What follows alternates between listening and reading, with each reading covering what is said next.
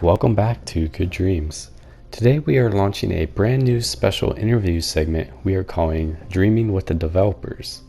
Joining us today for a podcast-like discussion is lead creator of the award-winning Dreams game called Battlefront. We recently did a full in-depth video review for Call of Battlefront, and we found it to be one of the best first-person shooters available right now on Dreams. So if you'd like, you can check out that video review either before or after we have a discussion with the guy who actually created it. Thank you for joining us today. Tell us a little bit about yourself and who you are. I'm known online as the Super T-Man, and I love making games in Dreams, and I used to love it in Little Big Planet as well. And I have two popular games in Dreams right now, being Call of the Battlefront and Star Wars: A Clone Wars Story, or A Clone Story. Awesome. And how long have you been developing on the Dreams platform? I got Dreams when it first came into the store as early access, and I downloaded it as soon as it popped online. So I think it's been out for about a year now, when it came out as early access. But I only took one little break from it and I've been on it almost every week. Nice. And is Dreams your first attempt at creating games or levels, or do you have prior experience? Well, yeah, when I was a little kid, I used to always kind of tinker around with those websites that make you make levels for their games. They're little cheap little websites, right? Yeah, nice. And I was doing that from a really young age. You just basically place assets, and there's a pre-made character for you. And then when I got a little older, I got Little Big Planet. It was actually the first game I got on the PS3, and I was instantly hooked on its level builder. And then after that, I was always kind of looking for the next Little Big Planet. I got Mod Nation Racers, and I had a lot of fun with that. That kind of has its own level making tools in it, as well as a game, Lego. What was it? Lego Indiana Jones 2, I think it was. That had a level maker in it. Have you ever played that one? I have not. I have played Mod Nation though, which was interesting. Oh, okay. Yeah. But yeah, the main things I was making games on was Little Big Planet 1, 2, and 3. And then obviously I got Dreams because I heard it was made from the same people. So Nice. Yeah, that pretty much mirrors my start with games. I fell in love with Little Big Planet back in the day and was a big creator myself, and love user created games. I think the genre is a little underrepresented right now, so it's nice to see Dreams finally come out. That let you make games. Yeah, it's really cool, and I really have big ambitions for what Dreams looks like on the PlayStation 5. I hope it becomes bigger. I'm kind of hoping Dreams might actually become free to play, because on I the think PlayStation 5, that'd be sick. Because it's just, the game is really solid right now. It's just missing that mass market appeal. Exactly. Yeah, and I think that Dreams is such a important game for people, and Little Big Planet, because really Little Big Planet, since I played it from such a young age, it really did shape my future. It kind of shaped the career path I chose for real life career, obviously.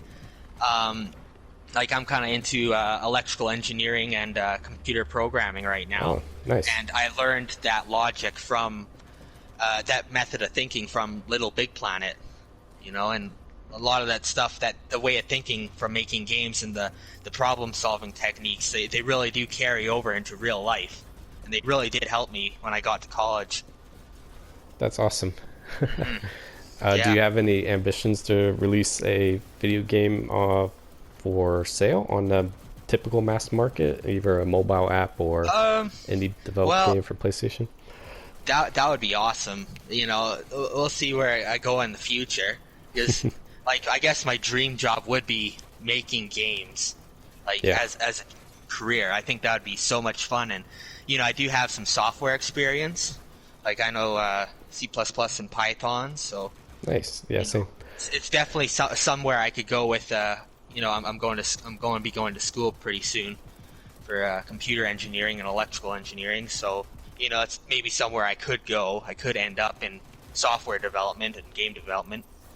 Very cool. Well, best of luck with the studies in the future. We hope you have a good career ahead of you. Oh, thanks. So let's talk about your latest creation or your most high-profile creation called Battlefront. What inspired you to create a first-person shooter inside of Dreams? When I got Dreams, I noticed all the games that were made in Dreams pretty much were just, third-person adventure games. And, a lot of them are super, super good.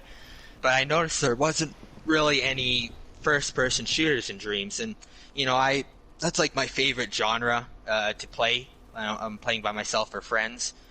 And I thought, oh, I'm going to give this a shot. I'm going to make a really good first-person shooter. And that's what I thought when I first got Dreams. And, it took me a few attempts, but I eventually got to the point where I was comfortable in making a large-scale war game, which became Call of the Battlefront. Nice, pretty cool. So how long has the Call of the Battlefront been in development so far? I finished my other creation, Star Wars: A Clone Story, I think in March. So that's been about 5 months. It's been about 5 months of development. But I guess it kind of is longer because I use so much of pieces from my other games that I've been building over the last year. And I just kind of stick things from all my games into Call of the Battlefront. Nice. I reuse so much logic and stuff. Yeah, that's the way to do it. yeah, definitely cut back on some time. Mm-hmm. And I spend a lot of time playing Dreams. I've spent more time in Dreams this year than any other game. Nice. I'm glad. I'm sure Media Molecule will love to hear that. Yeah, it's definitely the game I play the most. Very cool. Do you typically are creating by yourself, or are you playing other people's levels, get inspiration, or? I mostly, probably about 75% of the time, it's just me building. But I love playing other people's things. There's definitely people who are super talented and way more talented than I am at making games. And, there's a lot of talent out there in the Dreams universe. Yeah. So, very exciting to see. Mm-hmm. So your Call of Battlefront is nearing its 1.0 release milestone after months of development. Any exciting updates in store for 1.0? Yeah, I think 1.0 is going to be the final big update. I might do a few little patches afterwards, but 1.0 is going to be the grand finale, if you will. Nice. I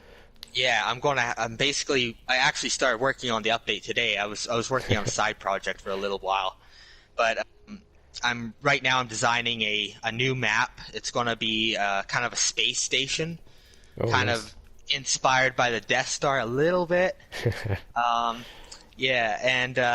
It's going to be a team deathmatch because that's actually something that I get a lot of requests for. It's just a regular team deathmatch mode, but I'm going to kind of put a little twist on it at the end with kind of different areas that open up as the match progresses. Nice. That sounds really awesome. Can't wait to see it. Yeah. And, people may think, are there tanks in space? And we'll find out in the next map. Ooh, it's a nice little teaser there. I'm excited to play that. Awesome. So you kind of went into what you might be doing in the future. Are you going to be working on more Call of Battlefront or other special projects that haven't been named yet? Yeah. So right now I'm actually helping out a group of people with a project. It's have you heard of Warhammer 40K? I have. Yeah, we're me and a bunch of guys are developing a third-person shooter for Warhammer. Oh, nice. Yeah, and I'm doing the logic for the main puppet, I guess. Player logic, I guess you could call it. And I'm designing the shooting mechanics and some of the melee mechanics for that, and it's really good. There's some serious talented people that are working on that project with me. Nice. Sculptors and such. And this is inside Dreams, or? Yeah, this is in Dreams. Yes. Awesome. There's already a teaser for it for Warhammer. There's a teaser for the Warhammer game we're doing. Ooh, nice, and that's online. Teaser Yeah, trailer? in Dreams. Yep. Nice. We'll post a link below for people to check that out. Okay, so tell us about the development of Battlefront. Did you do it yourself or did you have help as well? Well, I did Call of the Battlefront pretty much completely by myself. I did use a lot of assets like sculpts and paintings from the Dreams universe because I'm not really good with those two things. I'm more of a logic guy myself. But yeah, it was pretty much a solo project. It wasn't a collaboration. Nice. That's even more impressive because when I was looking at the credits list, I was expecting, it's like, oh, geez, this must be like a team of 10 people with the scale of the game and how big it is and everything. Yeah, So I'm really yeah. impressed you. It was pretty much a solo project. Well done. Thanks. Yeah, there's if you look at the credits, it's just me, no collaborators. But at the same time, there's like pages and pages of pages of people who Yeah, I borrowed sculptures and paintings from. nice. That's, So yeah, honestly it's one of not completely a solo project because I did use a lot of other people's things. But true. in But I terms of think, collaborators, it was I guess it was only me. nice. No, it's good to hear. And I think that's a huge, amazing part of Dreams is being able to reuse assets from the community in order Yeah. to create larger scale projects more efficiently. Yeah, exactly. Like anyone can make their own game all by themselves, which is Yeah. great. You can't No, really do that on things like Unity because of they're a lot more complex. But Dreams is like quick. You can yeah, make things quickly. it's really good for people like us. Like I'm not a great artist either, so I Mhm. love handling the tech, but trying to like create a character from scratch always scares me. So it's nice Dreams Yeah. allows you to borrow Uh, assets. yeah. Yeah, it's a dream to work with, I guess. Haha, puns intended. What has been the toughest development challenge for you so far? Well, there's definitely two things that were the toughest challenge. One being making the AI for the game and making it seem like you're playing against real players. And the second thing would be optimization. Just having everything run at a stable enough frame rate. So for AI, I had to make it feel like a real player, move around like a real player, and kind of make random choices. And another thing that was kind of tough was making it so that it wouldn't just run into walls and get stuck in the wall or something like that. So that happened a lot during the testing. And so I had to kind of develop a pathfinding system for all the AI. And, I made kind of a cool system where the AI will spawn and it'll have a different weapon than the next one that spawns beside it. Um, and when it encounters an enemy, it'll kind of decide how he wants to fight against this enemy. Like, does it use its gun? Does it throw a grenade? Does it use its wrist rocket ability? Hmm. Does it, run for cover or strafe or crouch down and get a more precise shot? Like, there's so many different things I had to kind of think of when I was designing the AI. And going back to optimization, like I had to do so many little things that you wouldn't even think of just to make it so the game would run at about 25 frames per second. Because like at first it was just kind of a laggy mess the first few times Yeah. I spawned in all the enemies, and I had to kind of cut back a lot of things that I was planning, in order to have it run. Because like Dreams, you can do a lot with it, but at the same time, it has limitations, Hmm. with its physics and graphically, you can't just kind of throw everything at the player at once.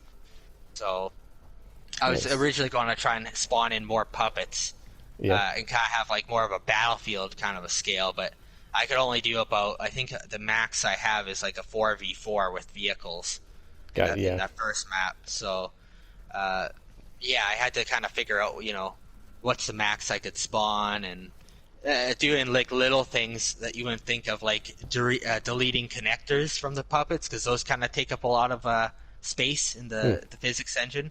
Okay. Like, because the risk, like, and a lot of creators in Dreams will tell you this is, delete some connectors from your puppets. It makes them easier to, work with and less lag. Like, my puppets don't have neck connectors or foot connectors. Like, those Yeah.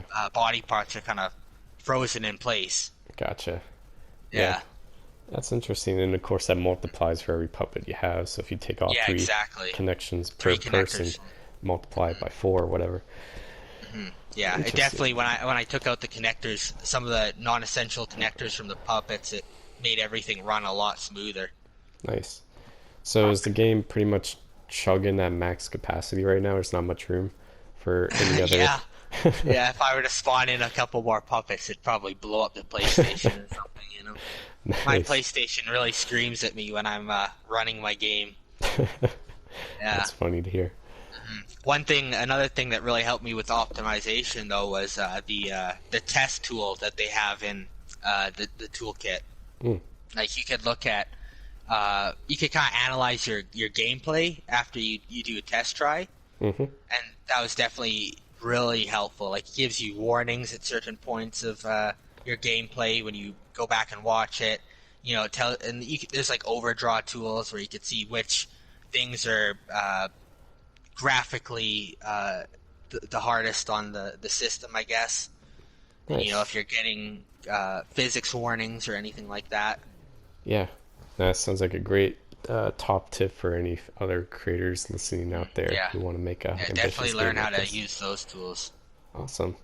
All right. So you mentioned a little bit about your next project, Warhammer. Uh, Tell Uh-huh. us a little bit about how that development is going, because you mentioned you're collaborating with others on it. Yeah, so collaborations are great because we make up for each other's shortcomings, I guess. Like, I'm not a good sculptor, but there's like three really good sculptors on this team that really make just great looking things for the game. And I'm doing the logic game. Right now, I'm working on the third-person shooter template and like the melee logic and the shooting logic and just everything to do with how the player works, the player's character, I should say. Um, how the team works basically is we have kind of a director or project manager, and he gives us tasks to do on a Trello, and we check them off when they're done. So it's a really organized team, Nice. Yeah, it's way which more is really good. organized Yeah. than I imagined. That's pretty cool. Yeah, yeah, it's cool, and I focus on getting all those logic things done, like things like reload and triggering grenade throws, and the other guys are focused on making like weapons or I guess like drawing them out, like sculpting them out. I mean, Nice. and things like that, making buildings for the background, stuff like that. Do you ever have any obstacles you have to overcome being able to only work solo and then trying to stitch everything together later on? Yeah, it's definitely a lot harder when you're doing it solo. Like I don't think I did that great of a job of managing my saves when I was making Call of the Battlefront. Oh, yeah. Like I never really made a template for my character, so if I wanted to edit like my character, I'd have to go into each individual scene and do it. The way it is right now, I could probably just save it and then kind of delete the old one and put the new one in, but that's how Yeah. it's set up right now. I Which gotcha. definitely, I could go back. That's one thing I would change is I would make kind of everything its own asset, and then make the maps, like the scenes, kind of a separate thing that everything is pasted into. Yeah, yeah. Gotcha. Because everything's just kind of a remix of itself. I started off with making one scene with everything in it, all the AI, all the vehicles, and the player puppet, and then I just kept remixing that one scene. It's, Yeah. I don't recommend doing that. Gotcha. Definitely make everything individually and then Yeah. stitch it together in the end. That's how it's designed to work. Yeah, adding sort of like an object-oriented focus of programming Yeah, to your exactly. design. Yeah. Nice. So that kind of leads us into our next question. If you had sort of a dreams wish list on what you'd like to see added in the future by Media Molecule, what would you like to see added or improved? I've always kind of thought of a request system that they could put into the game. So like, for example, like I'm not that great at sculpting, and sometimes like I want some sort of sci-fi asset, like maybe some sort of a big door to put into my game. I'm not. good enough to kind of sculpt my own. So it would be cool if I could just like put out a public request, like, hey, I need this sort of an asset with these sort of specifications. Did someone make this for me? Kind of a thing. And then like anyone could kind of submit a creation for you to use in your game. So basically like a request and answer system in Dreams. That's actually a pretty good idea. Not what I originally would have thought, but it's an interesting idea, especially with the website in dreams.me. They could allow you to post like help on Twitter, and it'd be really cool. Yeah, definitely. That would have definitely function like that would have definitely helped, because for the worlds I imagined, I could only kind of use what was already in the Dreams universe, so I had to like search for a really long time to kind of find assets and kind of map pieces that I was looking for. But it would have been nice if I could just put out a request for someone to make like exactly what I wanted, exactly what I envisioned for the map or whatever. Yeah, it'd be way easier to get collaboration going. And you could definitely get some collaborations going that way. Nice. Yeah, that's a good idea. Maybe we'll tweet that out to Media Molecule, see what they say. Yeah, maybe. I personally I'm waiting for the day that online support comes out, because not only being able to create together would be a huge improvement, but just playing the games in general. Playing games together, like your game would be amazing with multiplayer support. Yeah, definitely. I think that's the comment I got a lot, is like, oh, definitely make this online when it first comes out, Yeah. Like when the multiplayer comes out, is make it so you could play it with your friends. Yeah. Do you think you'll keep it co-op, or would we potentially see any competitive gameplay? Well, I don't actually think I will make it multiplayer. It's a little hard to explain, but it's kind of stuck as a single player game because of the way I did things. Like if you were to look at the player puppet in third person, it doesn't look good. Like, the chest is invisible, the head is invisible. Interesting. It's only kind of compatible with one player now. I have to like completely redo everything in order to make it a multiplayer game. That's actually really interesting to hear. That's something I wasn't expecting.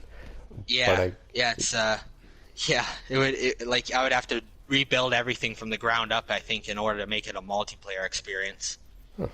That's good to know. I guess it showcases why having multiplayer in Dreams is so hard, and why we probably haven't seen it just yet. Because there's a lot of technical challenges that we don't necessarily see on the surface. Yeah, exactly. Cool. But I'm sure someone else will make a really good multiplayer shooter when the multiplayer comes out, I'm sure they will. How about virtual reality, with the recent announcement for support coming July 22nd? Are you excited for VR, or do you have any interest? Well, I don't really have a VR headset, so I guess like it's exciting for the people who do have those. Like, do you have one yourself? I do. Oh, okay. How do you like it? I'm a big fan. It's a very new technology, and it's rough around the edges. But I'm excited to see what the user-generated community can come up with, because I think there's a lot of fun potential that we won't see from AAA game development, because it's so costly to implement. Exactly. Like, my understanding is there really isn't that many VR experiences in the market right now. None that are great. Yeah. And like, I think it'll just be a huge bump of popularity for Dreams when VR comes out, when people could just make their own VR game. I think Dreams is just really going to blow up as a result of that. Yeah, I think it'll put Dreams on a big spotlight too. I think we'll get a lot more YouTube interest, and people who don't really care about Dreams right now, because Dreams is a little bit of a niche title right now that not too many people know about. But virtual reality comes out, gives it more of a platform to stand on, and we'll exactly. I think we'll see really big boosts in player count when the VR comes out, as well as when multiplayer comes out. Hopefully. Yeah, I think Yeah. multiplayer. I think my theory is they're probably holding multiplayer support for a PlayStation 5 release and kind of like relaunch the game almost for the PS5. Yeah. Or at Yeah. least that's my I hope. could see that happening. Yeah. And I think that will basically be a re-release of Dreams once they launch Uh-huh. multiplayer support because it'll Yeah. literally change the game. Yeah, exactly. Cool. PS5 comes out January, I believe, or December. I think they're shooting for the fall, and we don't have a specific release date yet. But Oh, this fall. yep, this fall, Oh, wow. holiday Well, that's sooner season. than I thought. So It yeah, is sooner. yeah. So yeah, that will be exciting to see. Okay, so a couple more. So what kind of advice do you have for anybody watching who may be watching and inspired to create something because of what you did, and but also might be intimidated by the scope and learning curve required to create three-dimensional games that you see in Dreams? Well, definitely. When you start when you start with Dreams, definitely play all the tutorials. There's a lot of them, and it takes like many hours to get through them all. But definitely stick with them, And there's lots of online tutorials on YouTube that you could watch that really help. I know that kind of helped me get started. And when you're starting out, don't start with a huge project. Like, make something small and manageable, and kind of learn the tool set that way. And maybe even do a few small projects. And you could always keep like a big project at the back of your mind, but definitely learn all the tools first and efficiency with using those tools. And when you're ready, go for that big kind of project you want to do. Nice, that's a good answer. Yeah, the tutorials can be intimidating. I haven't finished them myself, but Yeah. they are helpful and are necessary, it sounds like. Yeah, I was super rough going through those tutorials, especially with the sculpting. Like, I was just really slow at first, but I've gotten better. Nice. It's good to hear it gets better if you stick with Yeah, it. yeah, definitely. You gotta stick with it. Dreams, it takes a lot of time to get good with it. You could get kind of decent at things like Call of Duty and Battlefield pretty quickly, but Dreams is like something completely different. It's a tool set. Yeah, And that it's is. kind of its own programming language that you have to learn, and all these tools you have to learn. Yeah, it really is. It's also what makes it so special. Yeah, exactly. All right. So, is there anything else you'd like to add before we say goodbye? Well, I'll probably be releasing the last map and mode for Call of Battlefront, probably within a week or two, and I'm really thankful for all the support that it's gotten since it came out. It kind of blew up a little bit quicker than I would have ever thought. And I get messages about it like almost every day, people asking me questions or, telling me that they really enjoy it, and it just kind of makes me happy. And it's basically the reason why I wanted to make a game like that is there wasn't really anything like it. So, and maybe, I know there's kind of a younger audience that plays Dreams, and maybe it'll be the first-person shooter game that they ever play, and it's kind of cool to know that. Yeah, I think that's that. an awesome feeling to have a fan response to your own creation. Like, it's a nice little warm feeling in the heart. Yeah, exactly. I got a ton of requests as well. People want to see things in my game, and they want me to add things like jetpacks and Nice. bigger mechs or something like that. Yeah. No, the community's very cool. Probably one of the coolest Yeah, parts of Dreams. Dreams has a great community.